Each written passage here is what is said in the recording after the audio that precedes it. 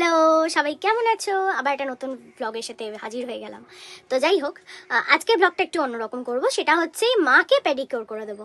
তো কিভাবে তোমরাও তোমাদের মায়ের পেডিকিউর করতে পারো বা নিজের করতে পারো, বা যাই হোক মানে পায়ের পরিচর্যা এক কথায় করতে পারো, সেটা আমি খুব ছোট একটা ভিডিওর সাহায্যে তোমাদেরকে বলে দেবো। সেটা তোমরা করবে, বাড়িতে করে মিশিয়ে নেবে।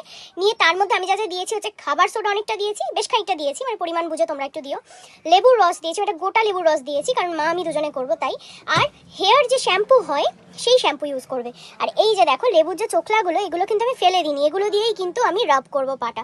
তাতে কি হবে, পায়ের যে সফটনেসটা সেটা আর খারাপ হবে না। আর যদি পারো এরকম একটা টুথব্রাশ, ফেলে দেওয়া টুথব্রাশ নিয়ে নেবে। এটা দিয়ে যেসব আমাদের গোড়ালি যেই জায়গাগুলোতে ফাটে আর কি, তো সেখানে অনেক অনেক না ময়লা জমে যায়, যেই কারণে পা ফাটে। তো এটা দিয়ে ঘষলে সেই ময়লাগুলো একদম ক্লিন হয়ে যাবে। তখন করব, মাকে করে আমি দেখি আমাদেরকে। তোমরা আচ্ছা, মা চলে এসছে, মা একদম হাজির, দেখতেই পাচ্ছ মাকে। মা খুব মানে বেশ রেডি ফেডি হয়ে চলে এসছে, করে দেবো বলেছি বলে। দেখো, একটু হাই করে দাও সবাইকে। চলো তোমাদেরকে মিশিয়ে নিতে পারতে।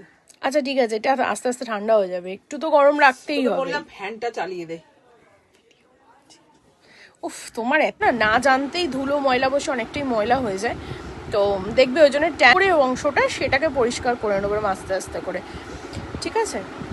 দেখো, মায়ের না গোড়ালিটা একটু ফেটে গেছে, হয়তো অনেকেরই এরকমটা হয়, শীতকালে অনেকেরই না এই জিনিসটা ঘটে।